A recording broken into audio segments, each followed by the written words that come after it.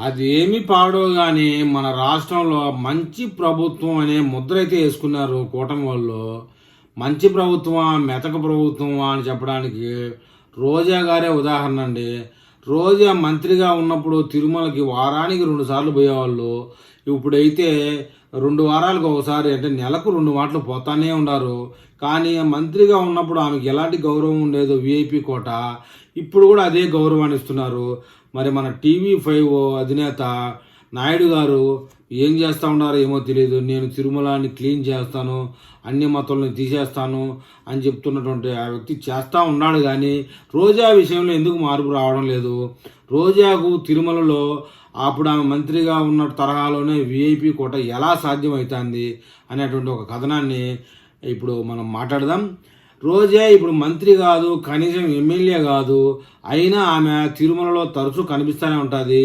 రంగనాయకుల మండపంలో శాలువా కప్పించుకుంటూనే ఉంటుంది. ఆమెకి ఎందుకు శాలువాలు కప్పుతారు? ఎందువల్ల కారణం అది? ఏమన్నా 10,000 50,000 టికెట్ పెట్టి తీసుకొని పోతుందంటే అది లేదు. ఆమె ఒక్కరే రారు, ఆమెతో పాటు కనీసం 20-30 మంది వెళ్తూ ఉంటారు. ఈ 20-30 మంది దర్శనం చేసుకునే సమయంలో కామన్గా దర్శనం చేసుకునే వాళ్ళు దాదాపు 10-15 వేల మంది వెళ్ళొచ్చు అని కూడా అంటూ ఉంటారు. అయితే వారెవరు ఆమె చుట్టుపక్కల ఉండరు. కానీ వెళ్ళిన వాళ్ళని చూస్తే ఆమె రోజాతో పాటు వెళ్ళారని, వాళ్ళు కూడా శాలువాలు కప్పించుకున్నారని, వచ్చారని సులువుగా అర్థమైపోతూ ఉంటుంది. ఎప్పుడో ఒకసారి అనుకోవచ్చు, కానీ కనీసం ఆమె 2-3 వారాలకు ఒకసారి తిరుమల వెళ్తూనే ఉంటారు. బుధవారం కూడా తిరుమలకు వచ్చారండి. సినీ ఇండస్ట్రీకి చెందిన తన స్నేహితులు రవలి, జ్యోతితో పలువురిని తీసుకెళ్లి ఆమె గతంలో మంత్రిగా ఉన్నప్పుడు విఐపి దర్శన టికెట్లు వ్యాపారం చేశారన్న ఆరోపణలు కూడా విపరీతంగా సోషల్ మీడియాలో ట్రోల్ అయ్యాయి. విజిలెన్స్ రిపోర్ట్లో ఇవన్నీ బట్టబయలు కూడా అయ్యాయి. అప్పట్లో ఆమె మంత్రిగా ఉన్నా సరే వారానికో రోజు తిరుమలలో ప్రత్యక్షం అయ్యేవారు. ఎప్పుడు ఎలాంటి పవర్ లేకపోయినా, విఐపి కోట లేకపోయినా ఎలా ఆమెతో పాటు ఆమె బలగాన్ని విఐపి దర్శనం చేయించి రంగనాయకుల మండపంలో ఎందుకు సన్మానం చేస్తున్నారన్నది ఎవరికీ అర్థం కాని ప్రశ్న.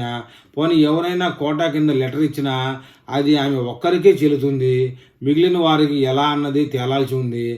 అసలు ఆమె అధికారంలో ఉన్నప్పుడు చేసిన అక్రమాల గురించి, టికెట్ల విక్రయాల గురించి విజిలెన్స్ రిపోర్ట్ ఆధారంగా చర్యలు తీసుకోవడానికి ఏం అడ్డం పడింది అనేది అర్థం కావలేదు.